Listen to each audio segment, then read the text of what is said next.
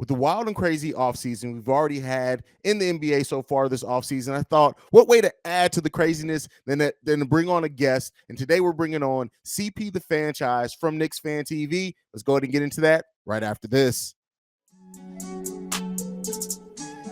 You are now tuned in to Chicago Bulls Central, your number one place for all Chicago Bulls news and content.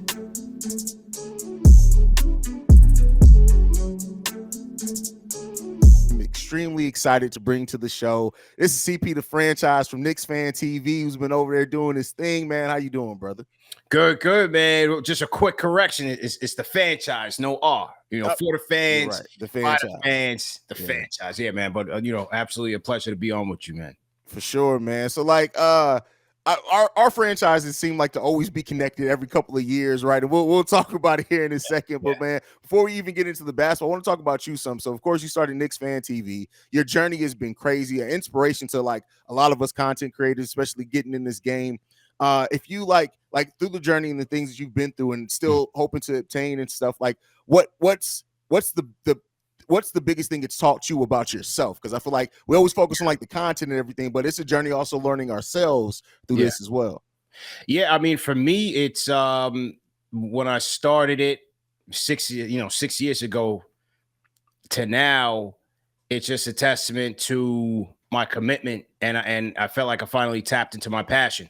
As a kid coming up in the game, you find different hustles, you find different side hustles that you want to get into, but a lot of it is with the intention of making money, which is fine. Yep. You got to eat, you got to pay rent, you got to go out, you got to, get fly and all of that. All of that is great. But a lot of the stuff that I was getting into really had no staying power because I just wasn't passionate about it. So what I learned about myself and starting Knicks Fan TV and still added 6 years later was that I finally tapped into my passion, which is talking sports, connecting with people, talking diehard Knicks fan, diehard Giants, Yankees, all of that. But specifically with the Knicks, just connecting with fans on a daily basis and giving them a platform to, let their opinions be heard.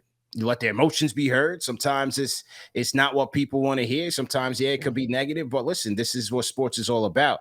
The fan is the lifeblood of the sport. They are the investors in the sport. So there should be a platform for them to voice their opinions on it. And, whether you agree or disagree, that's what it's all about. As long as we could respectfully have a debate, have a conversation about it, that's what make the platform go. I agree with that, man, and that's kind of what I try to do here with Bulls Central too. Is like I always say that it's a platform. It's not like I'm the host of the show, cool, but like this is for the Bulls fan, the Bulls community. Right. I want everybody to be able to come here and have fun, have their conversations, and make their voices part of the show as well. That's why I do like the mailbag episodes on the weekend where I'd say it's their show. So like, and I think much like with you, like I got into like I'm an extreme introvert, bro. I'm quiet as heck. So the fact that I get on here on this mic and talk like every day out the week, 7 days a week, I'm on this mic, man. It's like it taught me so much about myself. And so, like you said, I love the way that you worded it, is saying find your passion, because that's what I did. If somebody would have told me 8-10 years ago that my passion would be talking, I'd be like, there's no way, man. I don't like to talk. Yeah, so it's crazy, man. Yeah, it's been a great journey, a worthwhile journey, and it continues, man. So yeah, definitely looking forward to it. That's a fact. But let's get into these teams, man. So recent rumors, probably really going back to the trade deadline, has you guys linked and interested in Zach LaVine, and we can talk a little bit about that. But I want to ask, because like I'm so zoomed in. I'm a Bulls fan, been only a Bulls fan my whole entire time on this planet. Shout out to my pops who grew up on the south side of Chicago. But what's your view as somebody who's like not a Bulls fan? How do you view Zach LaVine? Because I think Bulls fan has a tendency to either overrate or underrate our own players, but like as somebody from the outside looking in, what is your perspective on Zach LaVine? I mean, my perspective on Zach LaVine has always been he's a talented player. He's a bucket, one of the best in the game at just getting out there and getting his own. He could get him in bunches. We've seen that. It's just the biggest concern is how much better could he make this Knicks team should they acquire him? How much is it going to cost? Because obviously with the Bulls, they gave up a lot. They really put all their chips in the middle to get Vucevic. They paired off some draft capital to get DeRozan. So I would have to think that in a LaVine trade, they're going to want something back, something comparable back to try to, jumpstart their rebuild. So I like the player of LaVine's character, but it's like when you look at the Bulls' success or lack thereof, the question is how much better can he make this Knicks team? Because you look at what the Bulls had with Vucevic, with DeRozan. Yes, Lonzo was injured and they didn't have much of a bench depth over that time, but they didn't really turn that corner like they were expected to when they made that deal. So I like the player that LaVine is. Now, the knee concerns, the injury concerns, that's certainly there. But when you look at what's out there, I don't think there's a player out there without injury concerns. So that's fair. You know what I mean? Yeah, it's interesting. And it's, yes, you like the way the Knicks finished last season, 2 games away from the Eastern Conference Finals. And part of you saying, yeah, it's intriguing to run it back with some of these younger guys. But on the flip side, it's kind of like, man, if you can get a chance, if you can take a chance on a Zach LaVine and it doesn't cost you that much, you would have to entertain it. So, to wrap it up, I would love a player like that, but it just depends on the cost, man. It really just depends on the cost. I feel you. And I think, like, at this point, like, Bulls fans so undervalue Zach. It's like, hey, let's just get anything back. It's like, come on, man. Zach could be top 10 in the league in scoring and has been at points in time. So it is what it is there. Now, we have a lot of shared history, especially recent history. There's a player that you guys just opted out of the contract in Derrick Rose. A lot of Bulls fans hoping Rose comes back home. I'm not one that shares that opinion. I look at Rose like he doesn't really offer what we need right now at the point guard position. There's some back and forth thought on how much does Rose really have in the tank. As somebody who like is so ingrained in the Knicks and Knicks culture, like was Derrick Rose not playing a byproduct of something else going on, or does he just not have it in the tank from what you know and have heard?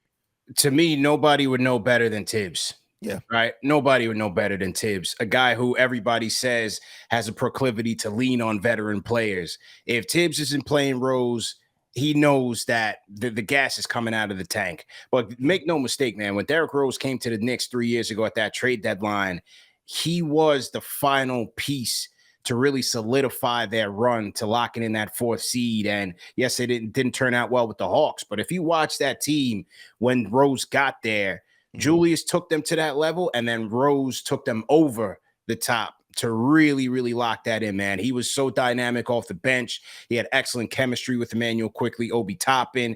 He was, outside of Julius Randle, their most reliable creator for somebody that could just go out there and get their own. A lot of the guys in that team were relying on Julius to create for them. Reggie Bullock would play off of Julius. Even R.J. Barrett would play off of Julius. Alec Burks would come off the bench and give you a spark. But Rose turned back the clock, was able to dig into that MVP bag a little bit. Yes, older, but with the savviness that comes with that, he was great for the Knicks. And even in the playoffs, man, even though they lost in a gentleman's sweep to the Hawks, D Rose, in some of those games, especially on the road in the Hawks, I traveled with the team. I was there watching 1 through 4.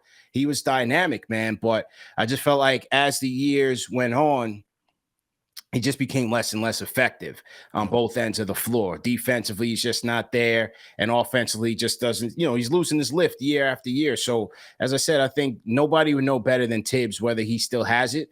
And to see Tibbs going with even guys like a Miles McBride off the bench or, certain guys like that, it just showed me that the time was running out for D Rose. So I'm not surprised that they didn't pick up the option. And who knows, the Bulls could be an option. I'm hearing the Suns could be an option as well. So maybe a team desperate for some, third point guard depth, maybe they pick him up.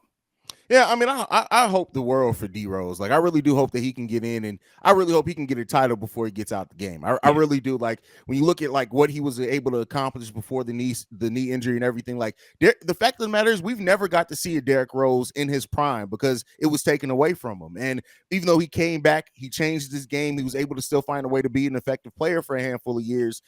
I really want him to be able to get a title, man. And, we'll remain to see and watch to see if that's in his future. We also share a coach history, and that is Tom Thibodeau. Yeah. A lot of people feel like Tom Thibodeau always has a finite amount of time on the franchise before he burns it out on that roster. What's your view on Tom Thibodeau right now? Look, I mean, if you take a look back, if you pull it back and take a look at Tibbs' resume with this team, he made the playoffs 2 out of 3 years, 4th seed 1 year, 5th seed the other, 2 years in which I believe that they exceeded expectations. I mean, Vegas only had this team winning about between 39 or 41 games, depending on which sports book you went to. This team won 48 games, took the 5th seed and then beat the Cavs in a gentleman's sweep, a team that many expected to be better than the Knicks. Same thing he did in 2019, 2020. Yes, they did not beat the Hawks in the 4-5 matchup, but that Knicks team was not expected to even make the playoffs. And so for Tibbs, what it seems like to me is that these players are still bought in. They're still locked in. They're still buying into what he's preaching out there. They're playing hard for him, which is what is what he demands from his players. And maybe that's why a lot of these teams exceed their expectations, because they're going so hard from game 1 to game 82. A lot of teams, like, for example, you've heard Jimmy Butler say, hey, Miami Heat, we don't take this thing seriously until after the All-Star break. You have teams on load management, whereas with the Knicks, they're going hard from game 1 to game 82. Now, on the negative side, I believe he still needs an offensive coach. I don't think this offense that the Knicks play right now, which is heavy isolation offense. Yes, it is read and react, but there's really not much ball movement or player movement on this offense. I don't think it's something that can be successful in the playoffs, because they're very easy to defend. That's what you saw in that Miami series. They became very easy to defend. On the flip side, you look at that Miami Heat team, they're playing hot potato. They're getting into an open man. Almost every possession is ending in an open shot. They're bleeding the shot clock down 23 seconds to get a good shot off. And so that Knicks team under Tibbs, that's one of the things that I have not liked about him, is that he needs to get an offensive coordinator and remove himself from that side of the ball, because the Knicks under Tom Thibodeau, offensively, outside of their first season when they made the playoffs, they've been hovering low in terms of 3-point percentage, assists, passing. It's just effective field goal percentage, which is very important, especially in the playoffs. You got to shoot the ball efficiently. It just hasn't been there. And so I would say that's the knock on him. But like I said, as you pull it back, it's hard to knock what he's done, man. He's had the team in the playoffs in 2 out of the last 3 years. Yeah, Tibbs is one of those coaches where I think, like, it's easy always to focus on what he doesn't do well, right, and forget that he gets guys ready, and he gets the most out of every roster. Now, yeah, sometimes that burns out. Sometimes it's injury. Sometimes it comes with playing players a little bit too many minutes because he can ride people sometimes. But Tibbs is one of those coaches I really wish that the Bulls would have held on to, just built that let him have a decade of running it. But it is what it is. I love what he's done down there, up there, I should say, with you guys in New York, man. It's been amazing to watch. And Jalen Brunson, like, we got to talk a little bit about Jalen Brunson, man. Him coming to the Knicks, it seemed to really be that change up that you needed, that dog mentality that you needed from him. How have you felt about Jalen Brunson and how he's helped change the team and bring a different kind of edge to that team since he's come there? Spectacular is the word, man. For me, it just started from last year's playoffs to when he was with Dallas, and watched him. I said, whoa, okay. Because at that time, it was already known that he was on the Knicks radar. So you're watching him intently, and he's cooking spider. They go and they knock off the Jazz. Then they knock off CP3 and the Suns. And some of that was with him being the guy, with Luka Doncic being injured and coming back, slowly recovering from, I think it was a hamstring or something, a calf injury. And Jalen's going in and he's cooking them. And when he came here, just watching him operate, it didn't even seem like he needed much time to get acclimated to his teammates. Didn't seem like he needed to make much adjustments. He came in here from an opening tip. This was his team. It didn't take too long for you to realize, like, okay, this is our guy. His arsenal at all 3 levels is so impressive.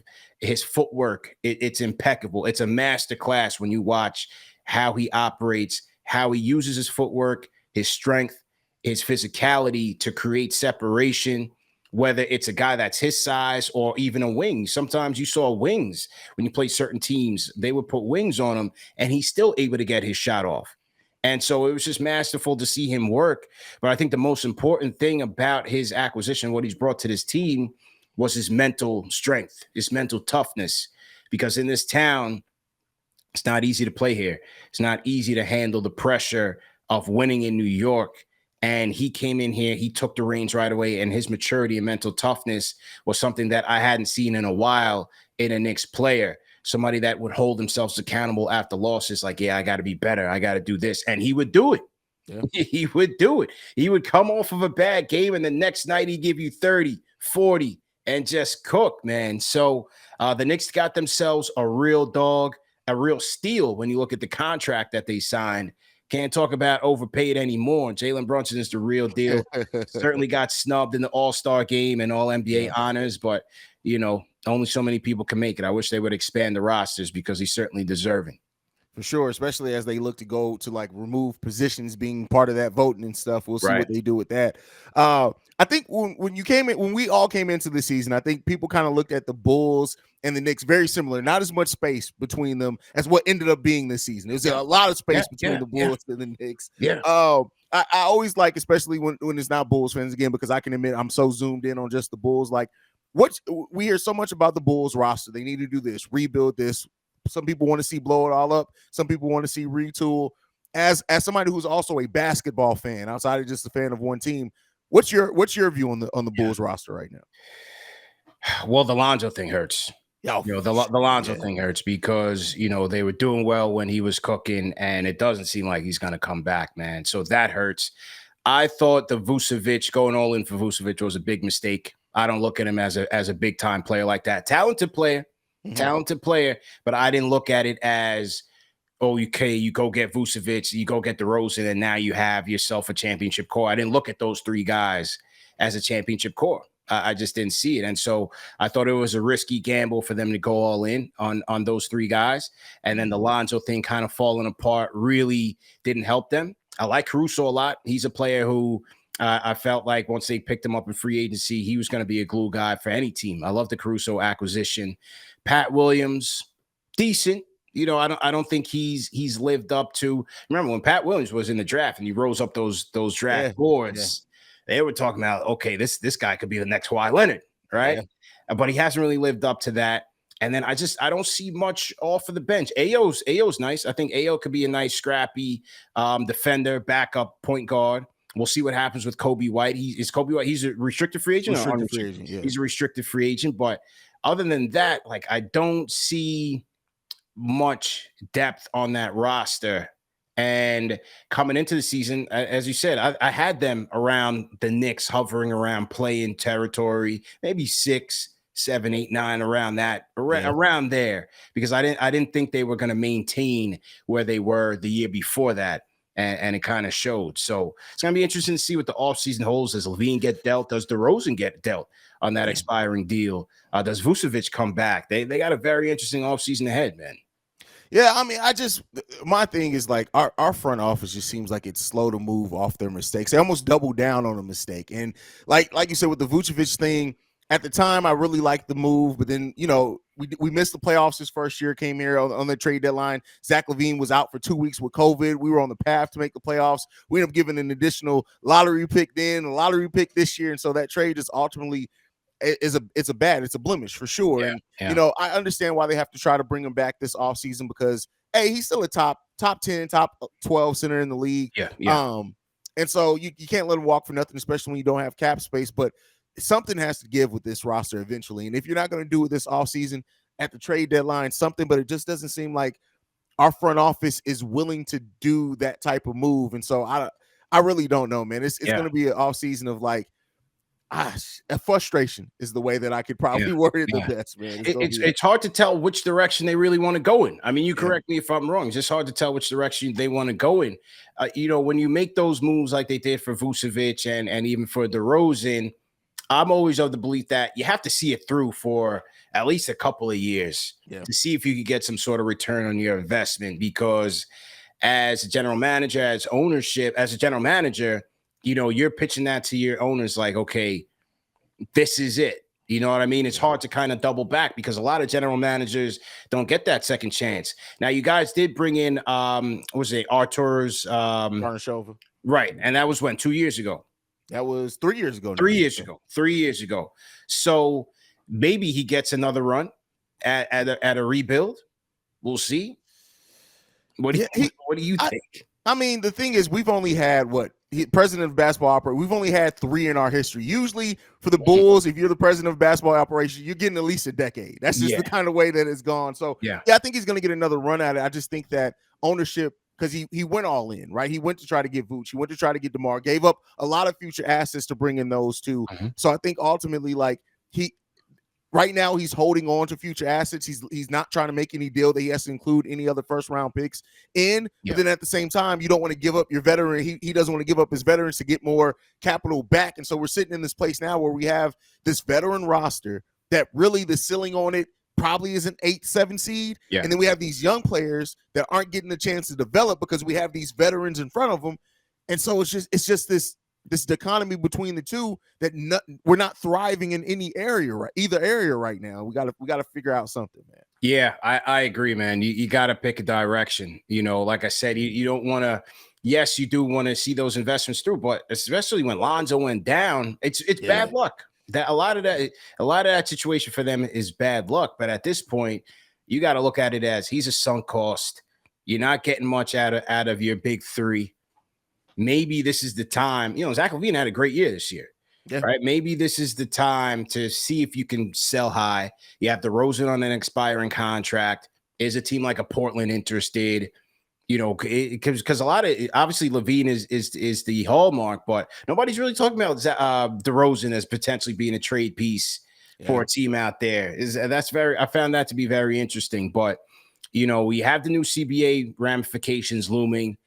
A lot of teams are trying to maneuver to try to get right with the cap. You've seen a lot of cap casualties. Yesterday was John Collins. You saw, Bradley Beal. You saw Chris Paul, Jordan Poole. A lot of cap casualties out there. So it's going to be very interesting to see how the Bulls press this thing going forward, because I just don't see contender status in their future because they have a lot of pieces they need to get there.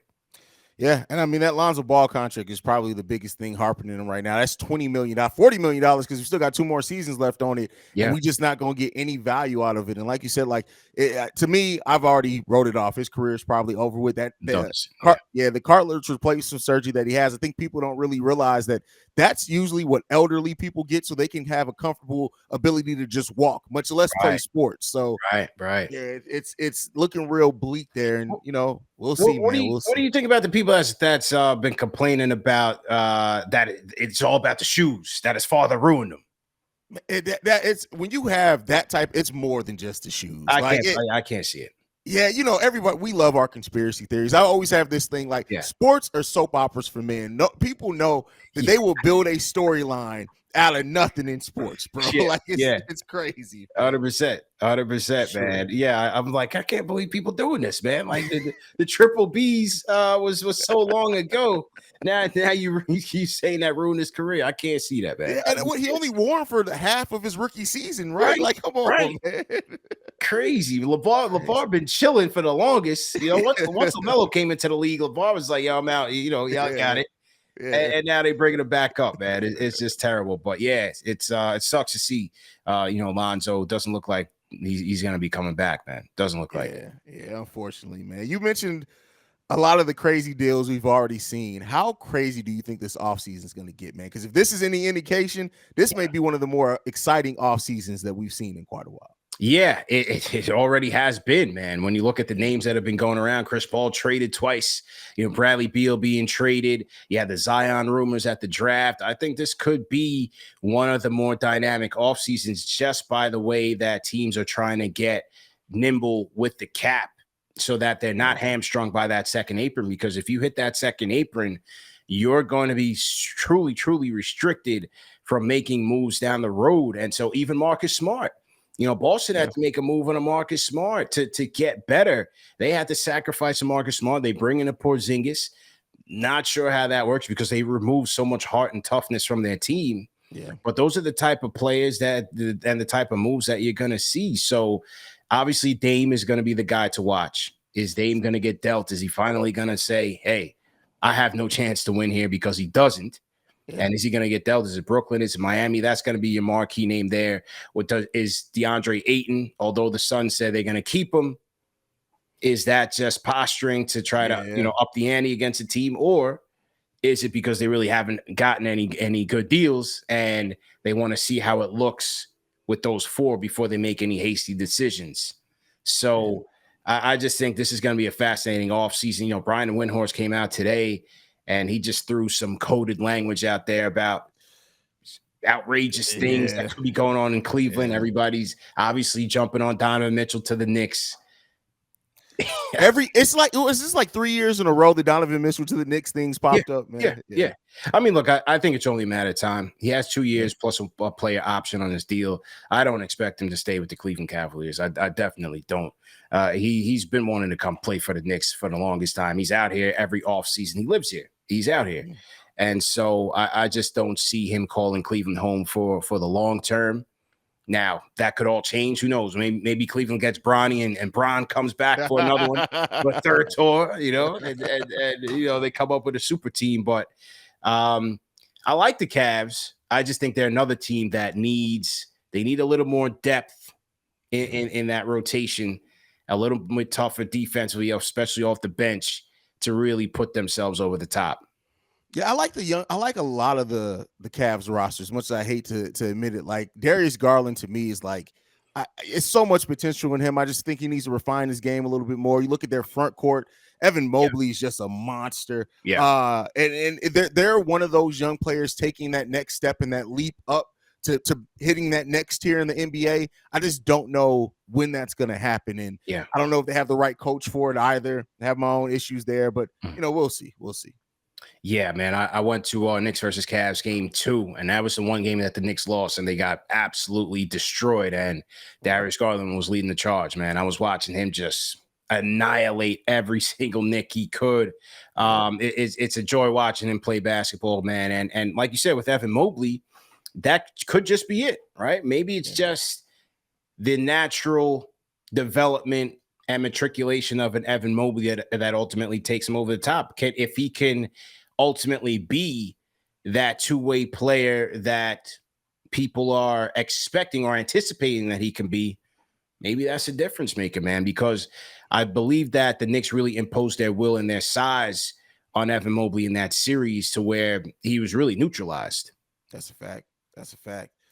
Last question before we go. You brought him up a little bit, and I've been asking everybody this who's been coming on. The Dame saga. Do you think Dame is a Portland Trailblazer by the time the season starts?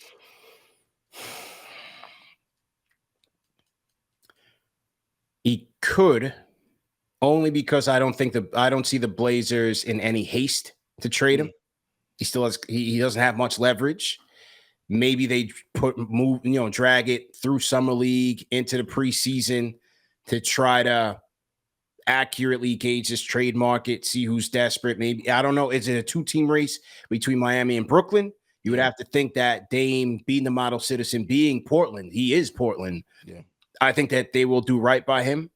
So unless he has another team in mind, obviously Miami's out at the top, but he also mentioned Brooklyn as being one of those. So I think it's possible. I don't think this is a red alert that he has to be traded before the season starts. I think this could drag into the season, but ultimately, I think that his days with the Portland Trailblazers are numbered, man. They have no shot at this thing. The reports are saying that he's going to wait, see what happens in free agency.